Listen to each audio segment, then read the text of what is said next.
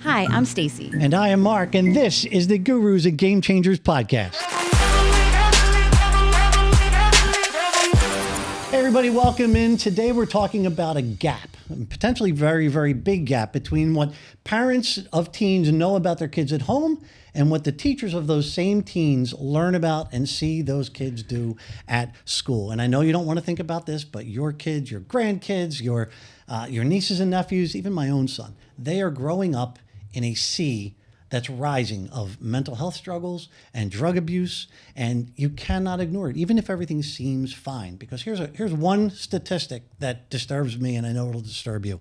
There's been a 61% rise in drug use among 8th graders in the last 5 years. Wow. 8th graders. And if you had 12 to 17-year-olds, 1 out of every 3 of those has used an illicit drug in the last month. Whoa. Big number, right? So this is what's happening. It's a health crisis for kids. It's an emotional crisis for families. It's a social crisis for us all. But fortunately, there are people out there like today's guest, Paul Vecchione, who are fighting the good fight. And they're doing amazing things, having a hell of an impact.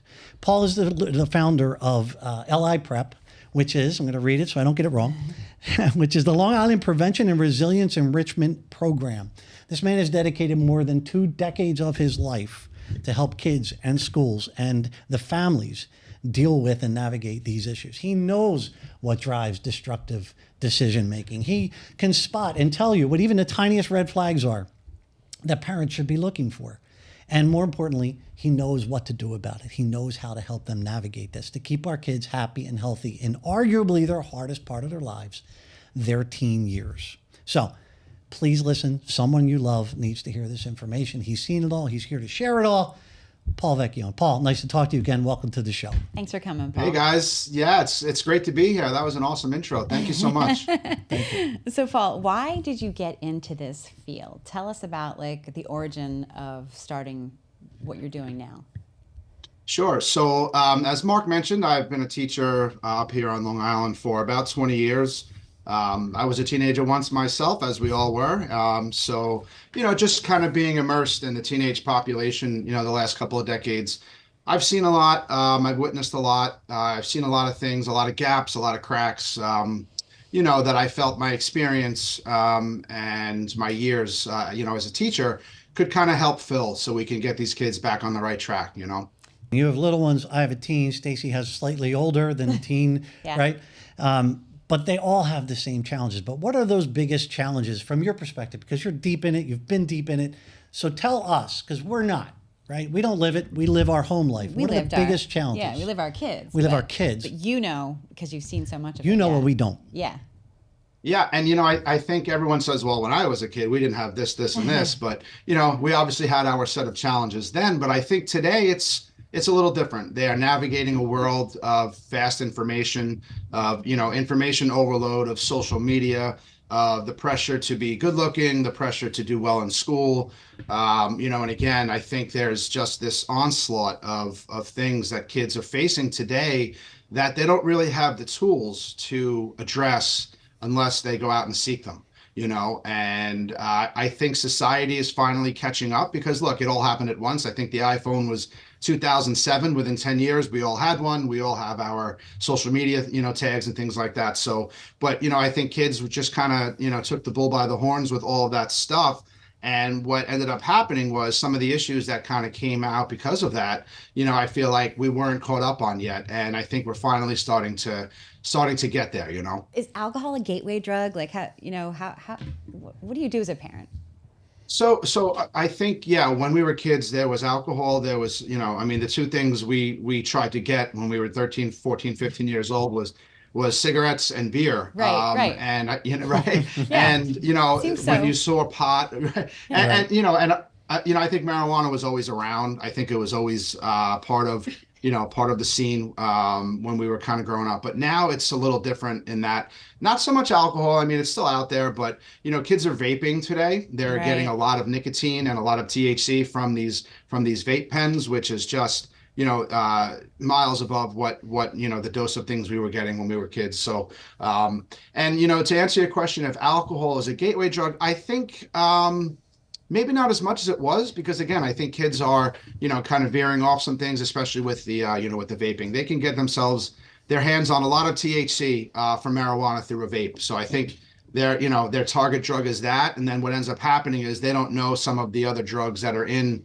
the marijuana that they're getting these days, because, dealers are lacing it with, Right. fentanyl and things like that. So that's when bad things happen with overdoses and things Yeah. like that. Which is just terrifying for sure.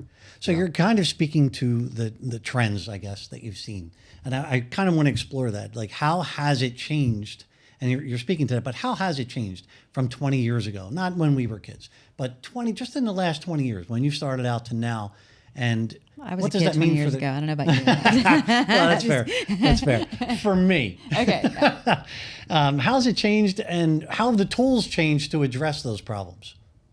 Yeah, so when we were kids, there was Dare. I don't know Oh, if yeah. Dare was, in your neck of the woods, but when we were kids, we had, a police officer come in once a year, open a briefcase and show us all the drugs and show us all the things and tell us the things we shouldn't be doing. They've actually, and I have nothing against Dare. I think they did a great job with what they were trying to do, but, there was some studies that came out that suggested Dare actually led to more drug use because it kind of piqued their interest. Right. Yeah, things like that. But so in terms of how it's changed, again, I think just the inundation of information, and the speed through which they kind of, kids can get their hands on anything they want nowadays with their cell phones, and I think the strength of things that are out there are a lot different than what they are today. It's something like, when we were kids, the THC levels in marijuana was like 0.2 or 0.3%. And you're talking now 25, 28, What? 30%. Yeah. So, and it's all done it's just like anything else, to keep up that customer, to keep people coming back with a better, stronger, bigger product, so, but, I think it's kind of evolved in this kind of pathway where, there's more out there, there's a faster, easier way to get it. And you really can't blame, a kid who's, 12, 13, 14 years old, because they don't know any better. And that's where we come in. I think the adults in their lives really have to play an active role in not only learning themselves, but then turning it around and working with the teachers and the education staff and the community leaders to really get this information out there so that everybody's aware. So when there's that red flag, we can all work together to help them through it. Yeah. So how does Long Island Prep work? How do you work? Do you work with schools? Do you work with companies, or, and talk to the parents? Like, how do you work, and how do you make an impact? Yeah, so really all of the above. When I Yeah. first started, I had a partner, and him and I were just kind of moseying around how to get some information, Moseying? out. Yeah.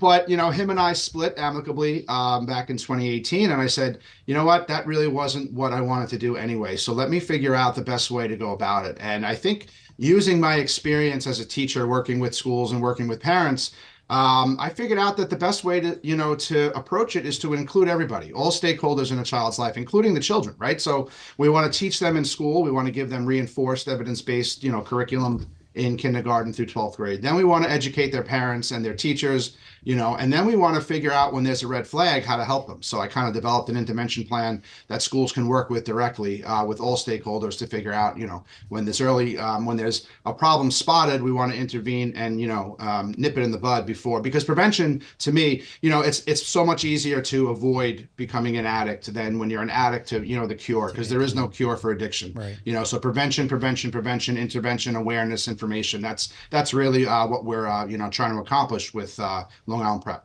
What are some of the red flags? Like when, and you're saying mostly it's teachers who are on the front lines, right? So what do teachers see or parents see that they should be concerned about with their child? Yeah.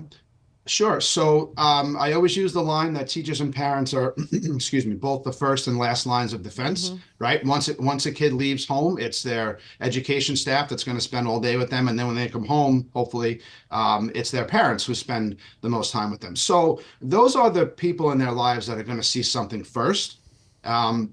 And, you can kind of go down the line with just being, withdrawn or not, being involved in activities or hobbies that they've liked before. If they start hanging out with the wrong crowd, if they're on their phones all the time, if you notice their attitude about school has changed, if you notice their attitude about family has changed, or really just a shift in attitude, physically, you can notice some things too, marks in their arms, their eyes, if they're listless or tired, or if they're not doing what they used to do in school, at the level they used to do. So there's there's a whole host of things, but I think a parent or a teacher who's informed and can spot those things first is really going to go a long way to helping a child on the right track. I mean, teenagers, like they're listless a lot of times, Yeah. and like a lot of those things. Like, I wonder if people could be like overzealous, like looking at their kids, like, wait, is my child on Right. drugs? Like, how do you? Yeah. Does that hurt the process? Like, make them? Yeah, not- and yeah, and it's really a fine line because that, just like you said, a lot of teenagers are going to be disinterested in Right. school. A lot are Yeah. going to be, tired and, just want to see their friends or go on their phones. But I think when there's a noticeable shift in their habits, Right. and it becomes obvious that, hey, look, something's going on here. If they're sleeping too much, if they're, becoming agitated with, with things that, didn't agitate them before. And again, there is that line because teenagers are going to, It's have those hard. be, Yeah. it's Yeah. hard for them. Yeah. But, they're in that gray area of their lives where they're not children anymore, but they're not yet adults. So they have to experiment. They have to go out and take risks, right? Because their brains aren't fully developed till they're 25. But we need to make sure we know, especially in this world with all the things that are out there, what's impacting them and how we can help them. So I have to ask you, personally, I'm probably less concerned about drug use with my son than I am about his mental well-being, right? Because if you look at the stats, friend groups are shrinking. Kids are not doing the social things they used to do anymore. Some of the young adults, like Stacy has some young adults, they're not leaving the house as much. There seems to be this shrinking cocooning, which is isolating, which plays into their mental well-being, right? So that is more of a concern for me when I see my son like, hey, what's wrong, right? And he's a happy kid. I'm very blessed. He's a happy kid. But if he's not at that moment, my brain is in overdrive. Yeah. Like, oh my God, what's wrong? Are you okay? Like, I don't say that to him, but that's what's in my mind. So again, go back to trends or go into, what can we do about that? Like, what are the warning signs of that? Yeah.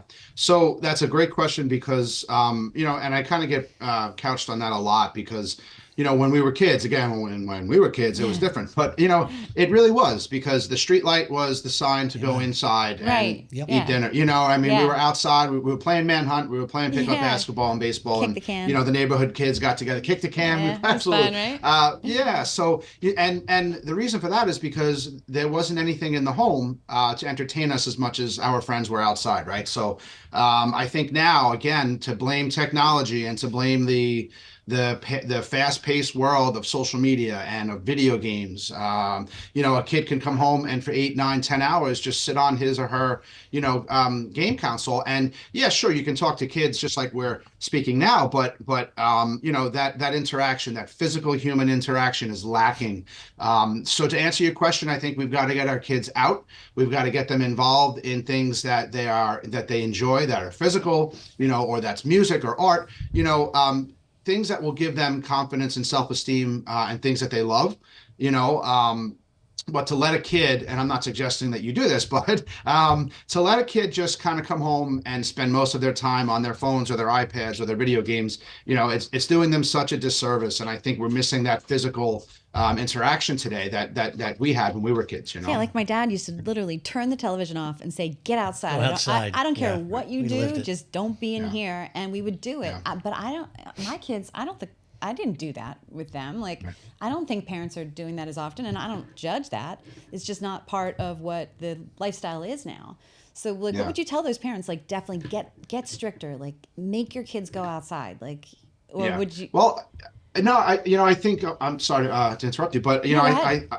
I mean, parents, again, back in the day, my dad worked. He took care of 6 of us, and my mom was home. Now, mom is working, right? So when mom comes home at 4 or 5 o'clock, and nothing in the house is done, it's much easier to let Johnny or Susie go sit on the couch on their iPads or something. So I think parents have to be cognizant of that fact, and really one of the crucial factors of teen mental health and teen drug abuse is parent involvement, whether it's dinner with them or doing things that they like, going out for a walk, being active. And it sounds so simple, but if you can find that time and you can devote your time to them, they're going to come toward you more and want to do those things because you're the ones who care about them the most, you know. I mean, we had to be home at 5 o'clock to sit at dinner Right. and have a conversation about school, about friends, about relationships, whatever it was. We had no choice, you know. So we're trying to do that with my kids. So I think parents have to take an active role and really be mindful of those activities because you don't necessarily have to be strict. You want to make it more inviting for them to spend more time with you and with, you know, the people who care about them. And maybe start young because like by the time they get to be Yeah. 16, 17, With a phone. if you're saying, you know, you must sit down at dinner with me, then you're going to spend the entire dinner with a surly child, with a surly Right. teen adult, Right. you know, so Right. we all know that we've been there, but still you should push it, right? That's what you're Yeah, saying. Absolutely. Yeah. Yeah. Yeah. Get involved and, you know, let them know that you love spending time with them, that you love Yeah. bringing them to soccer practice and watching them do well in sports or art or music. And it really does make a difference. Paul, what are some of the examples, maybe the best examples you have of something that the parents just don't realize more often than not? Yeah, it's so much easier today to be secretive if you're a kid. You know, the conversations that they're having online. I mean, between the dark web, between social media, you know, look, kids could get their hands on pornography, they can get their hands on fentanyl, they can get their hands on anything they want if they try hard enough. And really, in some cases, it's not that difficult. So my best piece of advice for that is check their social media posts and their social media accounts and check their text messages, you know, get involved with how they're, you know, having a social life on their devices, because I think parents think that everything's okay sometimes, and sometimes it's really not. And I think just a couple of, you know, some inquiries or some questions or some involvement will really reveal a lot. So, you know, get involved with, you know, help them with their homework or, you know, just spend time enough so that they know that, hey, you know, my parents are in my life. They mean something to me, that, you know, if something goes wrong, you know, it's somebody who I can trust, that I can turn to. Wow. Yeah. How do I get my son, not that he doesn't, but this is the big deal. He's 14, arguably the hardest year, the first year of high school, right, of anybody. He's stepping into it. I remember in ninth grade, I was offered my first joint in ninth grade, right? And I remember that very well. How do I get him to make the right decisions when I'm not there? How can I be that voice that's in his head, but he doesn't think it's me and he thinks it's him? Yeah, that's a great question, and that's probably one of the biggest challenges that you know, the parent of a teenager has. But you know, I think when you instill in them the right lessons from, you know, from Jump Street, like I said, you know, my kids are 2 years old, 8 years old, and 9 years old. So you know, we're trying to, you know, once they're teenagers, you got to walk the line because they have to be, you know, somewhat risky. They have to take you know, I think risky things is part of being a teenager. But if they know right from wrong, and you know, if you're involved in their every step of the way, just having that presence in their lives, you know, knowing that, hey, I don't want to disappoint mom and dad. Yes, I have to live a normal life as a teenager, but there are boundaries, there are lines. And the other thing is, they've got to know that if they screw up, they can come into the kitchen and sit down with you at the table and say, hey, you know, I screwed up, and not get punished or scolded, but be, you know, have somebody there who's going to guide them through. Because teenagers, I guarantee it, there's going to be times when you're like, man, what were you thinking? You know? Yeah. Amen. I'm wondering, like, as an adult, as a parent, like, how much of an example are you? So, like, lots of parents have parties, they're drinking, like, marijuana's legal now in a lot of places. Like, you know, I have a couple friends who've decided they're not going to drink anymore because they've seen their children watch them drink and it hasn't been positive. How important is that? Yeah. So that's another great question, guys. You did your homework because you know, there are really four main factors that lead to teens' intentions to try drugs. It's parent involvement, like we said, peer pressure, misinformation, like the social media, and then access and exposure. So when kids see their parents doing things, it's not what you tell them, it's what they see, right? So and that's not to say that parents can engage in, you know, adult behaviors, you know, when their kids are around. But, you know, I think that they've got to be cognizant of the, you know, the extent to which their, you know, kids are exposed to these things, how they're going to act. I mean, do you really want to get, you know, fall down drunk with your 12 and 13-year-old, you know, watching you and things like that? And you know what? It's crazy to me, but today I hear stories all the time about, you know, parents smoking marijuana with their kids. And it's like, well, I mean, what are you thinking? I mean, they're going to do what you do. So if you don't Yeah. want them doing that, and even if you don't think it's bad, I mean, think about it. There's all kinds of research and studies that suggest that a teenager who's going to smoke pot, it has all kinds of impact on their cognitive abilities, of their development, of their the prefrontal cortex, their ability to make decisions and their inhibitions. So if you want to smoke pot, okay, kids, but how about we wait till we're 25 when everything up here Yeah. is in full order, and I'm not advocating for that, but parents who are smoking pot with their 15 and 16-year-olds, I mean, give me a break. That's a toughie. Has there been one case that you've worked on? I mean, you've worked on countless cases, right? What do you bring home? Is there some case that hit you especially emotionally? So it really it breaks my heart when I see parents who are just not interested. And like, growing up, I was lucky enough again to have a big family, a big Italian family. My mom and dad were always there. They're very Vecchione. supportive, very loving. Yeah. Yeah. So I had that. I understand it's different today. It's very difficult for that, to be the case today for some kids.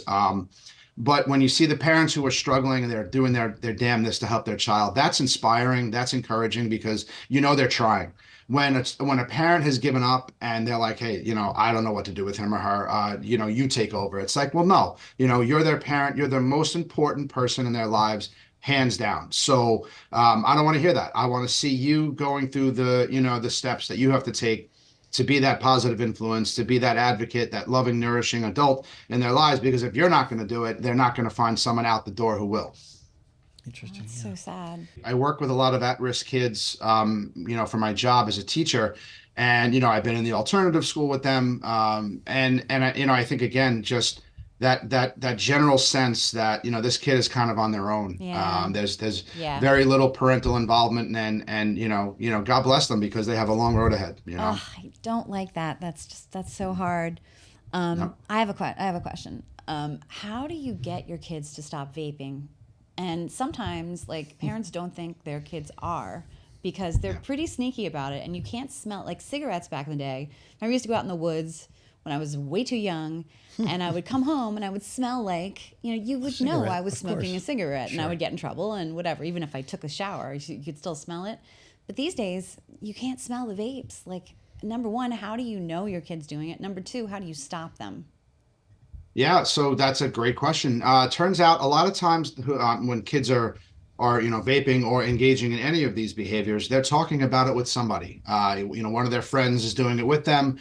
So I mean, I don't advocate being sneaky, but maybe you have a relationship with your child where they're open to telling you these things or learning about it. We had an assembly at my school a couple months ago, and this woman from the health department up here on Long Island went through all of the dangers and all of the health risks and all of the things involved in vaping. And I walked out of there nauseous, so, hearing that as a 14 and 15, and look, you think at that age that nothing can harm you. So it's really up to just, being educated on it. And, in terms of getting a child to stop, I mean, you can do that to, until you're blue in the face, but really it's going to come down to their, just like you said, you knew smoking was bad, but you went out in the woods and did it. And at some point, right? I mean, but at some point you said, I have to stop this. And, I think information and awareness and, education is the start of that, because without that, you have no chance. Can we get our hands on that presentation from that lady? Because I'd love to show my daughter who still vapes at 23. Yeah.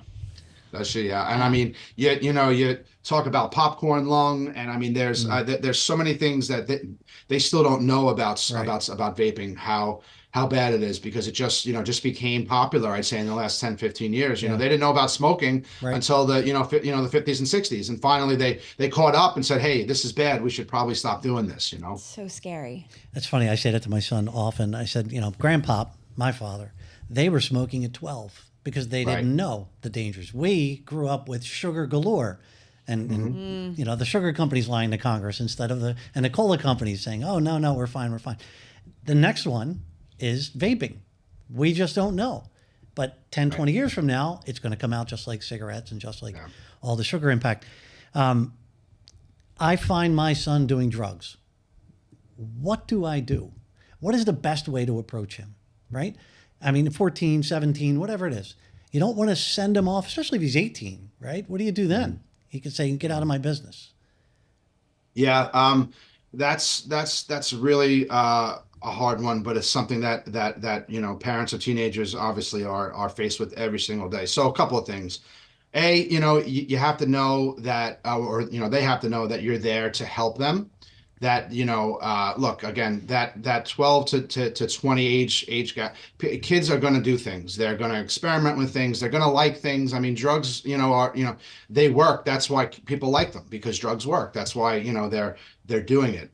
So you have to approach it with an open mind. You have to listen, and aside from just the experimentation phase, a lot of times kids are doing drugs to cope with something or to avoid some situation that it's easier to get high or drunk than deal with being bullied or deal with Right. anxiety or academic stress. So there's something there that's causing them to engage in that behavior, and they're not prepared psychologically to deal with it, to cope with it. You are, as their parent, your job is to figure out what that is, and then you can start getting them help for that, right? So I'm a big proponent of mental health. Addiction and mental health are brother and sister. One is the cause of the other and vice versa. So I think once you figure out that there's something going on, then it's your job to get to the bottom of it and then figure out the best way to help them. And really, if they're doing drugs to cope with something or to avoid something, get them some kind of professional who can help them through some of these anxieties and some of these things, because they're not going to be able to do it on their own. And as their parent, you're their number one fan. You're their number one advocate. You're not there to scold them and yell at them and punish them. You're there to get them through it together, in a positive, meaningful way. I was just going to ask that. So I'm assuming that you don't think parents should be friends with their kids. Is that the case? No, again, I wasn't friends, with my parents Right. till I was 22, 23, Right. 24 years old, there's got to be that line of authority. There has to be that, because why are we letting 15 and 16-year-olds do and engage in, behaviors that adults should be doing, or, maybe shouldn't be doing. But no, parents are there to obviously provide everything they can for nourishment and healthy loving homes, and help with their issues. But then when they cross the line, parents have to be the authority, because without authority there's no consequences. Without consequences there's chaos. So we don't want that. Right. Long Island P.R.E.P's a mediating institution, right? It's focused on prevention to help the kids avoid having to go through hell and come back out again, right? But there aren't enough of you. Right? I mean, I've heard it said many, many times, there just aren't enough of you guys out there to stop that. And then if you look at what has to happen, I wrote down some things. You need household financial security, you need public awareness campaigns, you need high quality childcare and preschool, social emotional learning programs, mentoring, after school programs. It's understandable why people will say it's too big. The problem is just too big. You disagree. What would you say to those people? Oh, I absolutely disagree, because the key to this whole thing is awareness, information, education, prevention, because knowledge is power. It sounds so cheesy and so generic. No, it's good. But when we know the issues, when we know the problems, when we know the dangers, the consequences, where our antennas are up, we're on the lookout for things, and we can step in and we can prevent things from getting out of control, because it's very simple for things to get out of control when parents aren't involved. So I think that it has to be a societal shift. I think our government, our local, state, and federal government, peoples who are in charge of all these things have to kind of extend their reach into the local communities to help, not only organizations like, mine, but, schools and communities and parents, because it's going to take a big concerted and, coordinated effort to put a dent in this thing, because overdose deaths are, rising again, and, for like the sixth or seventh, straight year or something. And, look, it's something that we have to pay attention to as a society and as a country. Was there someone who guided you when you were young that made you so strong to help out other parents like you're helping out now? And being a teacher, I mean, I just have so much respect for teachers. How did you get there?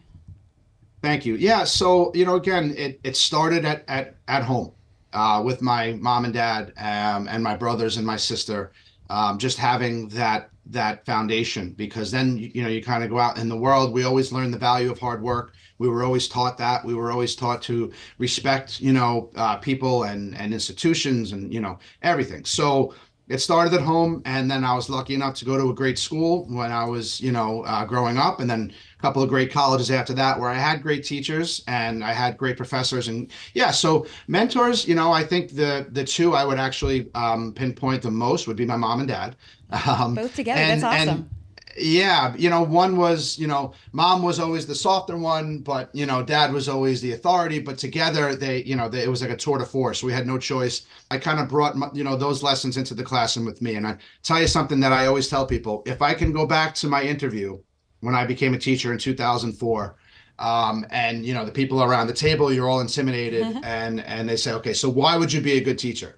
So in 20 years ago, I'm saying, well, I have this degree in this, I know how to do this, blah blah blah. I would throw that all out the window, and I would say the biggest and most important thing you can do as a teacher is establish a trusting relationship with your students first, because when they know that you're there, you care about them, you're there to help them with every and anything they're going through in the hardest times of their lives, they will, it's easy to teach them math. It's easy to teach them English and Shakespeare. I mean, maybe not Shakespeare, but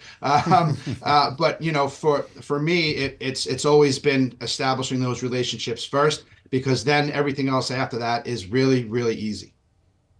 Oh. Wow. Finish a sentence for me. If I could give every teenager one piece of advice, I would tell them, keep going. Don't stop.